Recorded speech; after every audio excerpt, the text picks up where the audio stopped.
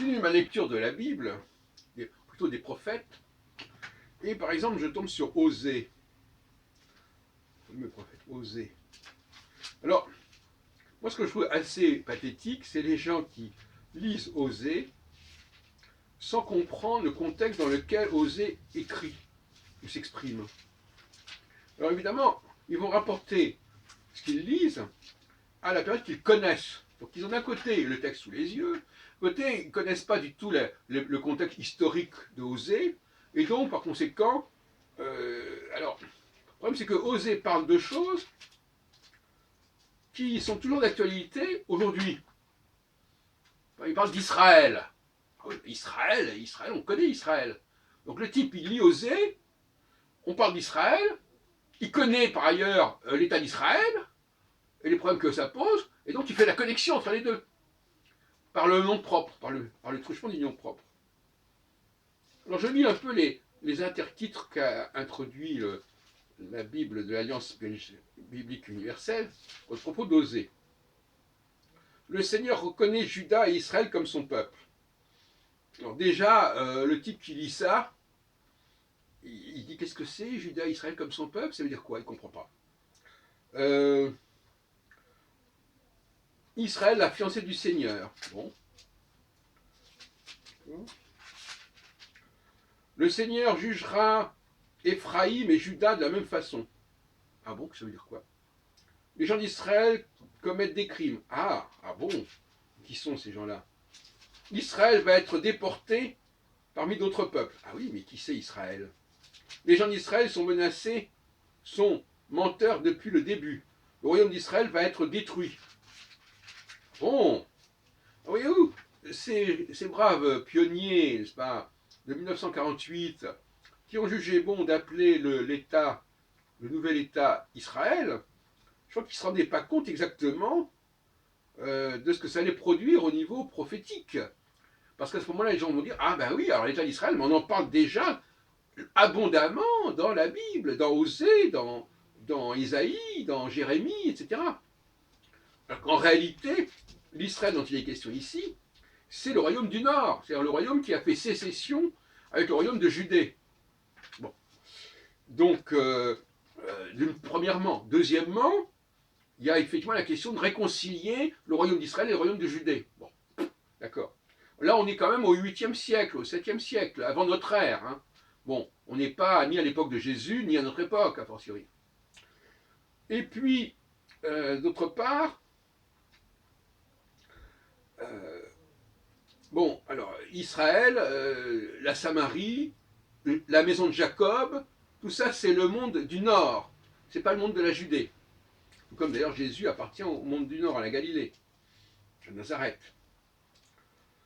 Et effectivement, il va y avoir en moins 722 la destruction du royaume d'Israël, du royaume du Nord, du royaume de Samarie.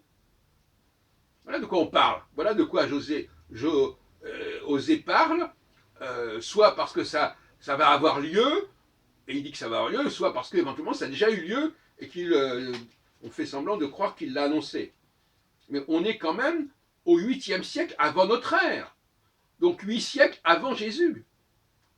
Alors en quoi cette prophétie a un rapport quelconque avec Jésus, et encore moins avec notre époque? Ça, on peut vraiment se poser la question. Alors, effectivement, il y a des confusions. Mais même les Juifs les commettent, ces confusions. Les choses. Quand ils disent, par exemple, le schéma Israël, écoute Israël, ils ne pensent pas du tout que ça s'adresse au royaume du Nord. Et que ça ne s'adresse pas au royaume de Judée. Parce que, tout simplement, le royaume du Nord, il a également écrit sur ces sujets-là. Hein, et ce qu'on appelle la Bible, elle est en grande partie écrite par les gens du royaume du Nord, et pas par les Judéens. Alors, il y a des éléments qui sont restés, qu'on a mélangés, qu'on a combinés, voilà. Bon. Pour Nostradamus, c'est la même chose.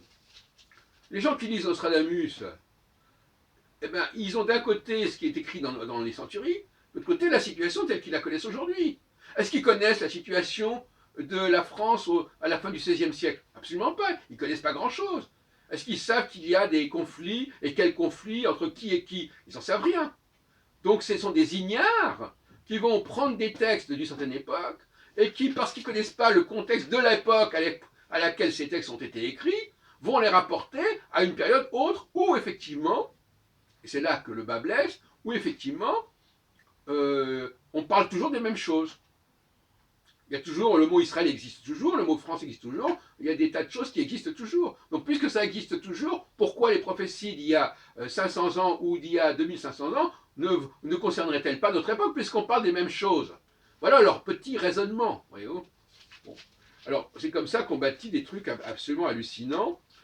Voilà, c'est tout. Donc effectivement, le grand enjeu, un des grands enjeux de cette époque du 8e au 6e siècle avant notre ère, c'est la destruction, la déportation et éventuellement la réconciliation entre le Nord et le Sud, comme on parle aujourd'hui de la réconciliation entre la Corée du Nord et la Corée du Sud. Voilà. Bon. Donc, qui ont connu des histoires totalement différentes. Ou entre les deux Allemagnes, par exemple, aussi. Bon.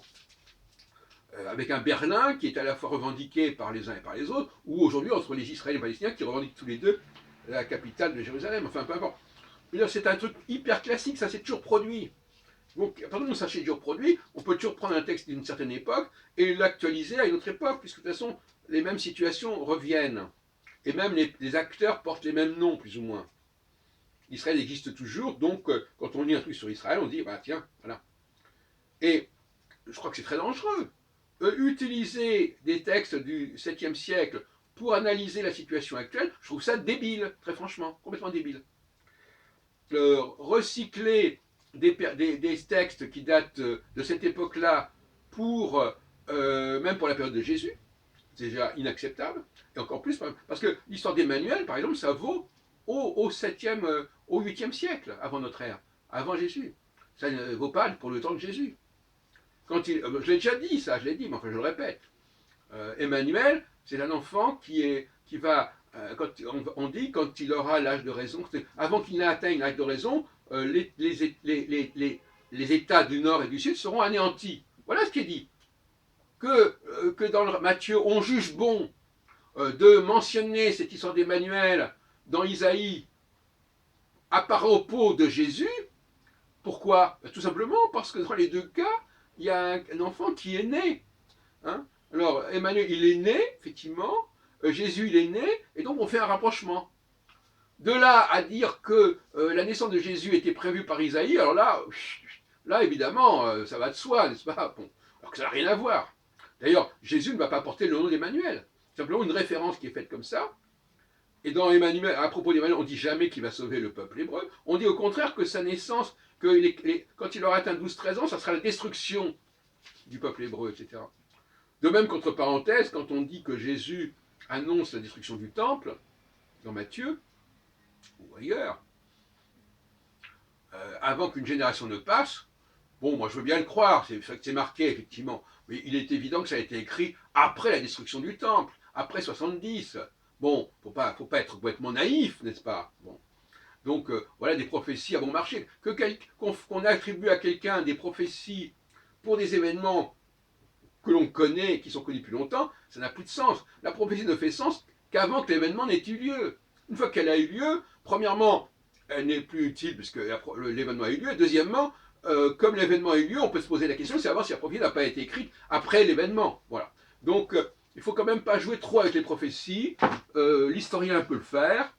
Maintenant, utiliser les prophéties pour comprendre le monde de demain, moi, à mon avis, c'est extrêmement discutable. De toute façon, moi je suis anti-prophétique, paradoxalement, bien que je sois un spécialiste des prophéties.